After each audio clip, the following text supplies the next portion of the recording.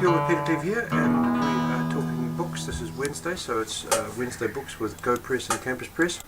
Going back to Go Press for a little while today, just because we've got an interest in dance out there, and Go Press, of course, a few years ago, 5 years ago or so, did a series of collections on kōwhiti, and kōwhiti being the New Zealand dance indigenous collective, and that was very I'm very pleased with all that, and so we're looking back at it.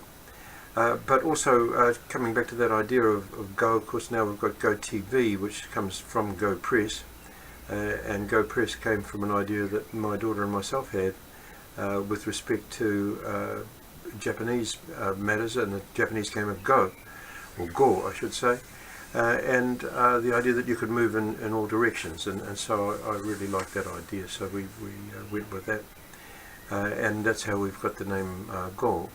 But now we come to look at what's gone on with the books this year. We have a head of steam, I believe, and I put a press release out to this effect, that with Paul Moon's KTR, Killing Te Reo, my collections on language 2014 to 17, put together with earlier work such as Paul Moon's own Kanaro Te Reo with the Otago University Press last year, and work by me at Cambridge and elsewhere this year. We've really got quite a head of steam up here on language, and Te Reo Māori especially, and I'm not 100% sure why that is, except that it is. And it's got its own momentum, if you see what I mean. So one reason why there is so much of it is that we keep on adding and adding and adding, and reviews keep going on and on and on, and this has got to be good. It's got to be good for all sorts of reasons. Okay, so carrying right along, that head of steam, I'm not sure where it's going to end up.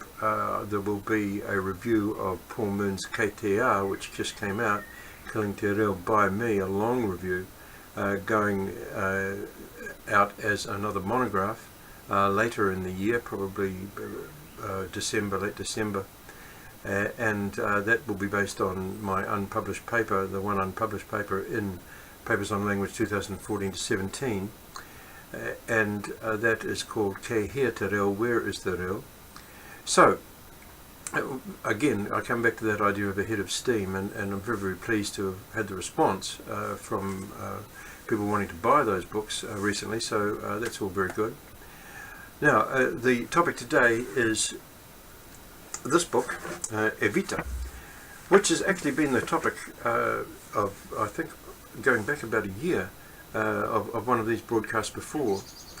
Why? Well, about 18 months ago, it struck me that Donald Trump was very much like, and the Trump family was very much like Peronism in Argentina. And I went out on that. I really spent a lot of time in Māori, actually, on the Māori radio here in Palmerston North, New Zealand, talking about that and that idea. And thanks to the management, actually, of the radio station here, because it was a very unusual thing to do. Everybody else was knocking it, and nobody else thought he had a show, and right from the very beginning I said, no, this guy is going to win, and said why. And coming back to that set of reasons why, first of all, he was appealing to a base of poverty-stricken people, or people who perceive themselves as poverty-stricken. That's quite an important distinction, because I think if you look at the paisans, if you look at the peasantry of Argentina and compare them to people in the Midwest of America, the peasantry of Argentina in the day of Perón and the Midwest in the day of Trump, they're different. There's no point in saying that they're the same, because the level of poverty is quite strikingly different, but the perception is very important. And I think it's that perception that helped Trump get in. I also think that the fashionista element that Melania brought was very important, and it was very important as in Argentina with Eva. So they were two of the reasons, but there was a whole host of other reasons as well. And I was talking about things like fake news. And one of the interesting things about this book, Evita, the First Lady, a biography of Eva Peron, by a man called John Barnes, very good book actually, and Barnes has done an excellent job.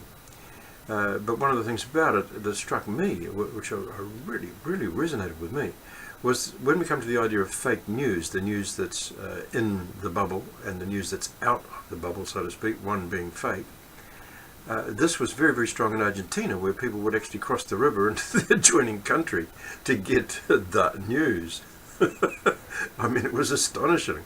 And of course, it was much cruder in a sense than it is in the USA. But here we are today debating what Trump thinks about the merger of CNN, CNN's parent, with other big parents in America, and we're still up again it. We're up again the same thing that he was campaigning on, and there could be a whole set of reasons with a different set of points with this merger business at the moment.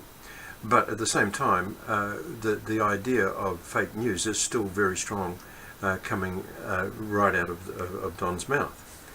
So that propaganda situation, that enclosed propaganda, that enclosed bubble, that fascinated me reading Barnes's book, and it reinforced what I'd been saying on the radio. So there you go, people. That's today's thoughts. Now, why I'm bringing this up is because I happen to be watching an excellent program. I really like Fareed Zakaria's program on CNN, and I might even send this clip to them. And he was interviewing Salman Rushdie, but two things came out of it. One was that Rushdie, I gathered, I might not have this completely right, but I gathered that he was saying that truth was stranger than fiction with the Trump situation, and who imagined it? Well, the fact is I did imagine it, and I did go out, and I went out very early on it, and I still don't understand why nobody else got it. So I'll leave that hanging there. But the second point was really, really good, I thought, which was that Fareed piped up and said, well, with respect to the number of rich people as opposed to the number of poor people, the relative difference between them, that the USA was starting to look like Brazil. Brazil was Fareed Zakaria's analogy. And I think at that point it started to click that somebody was starting to get it, that the context in the USA is starting to resemble a Latin American context. Now I'll leave it at that. You with Peter Cleve talking about books here on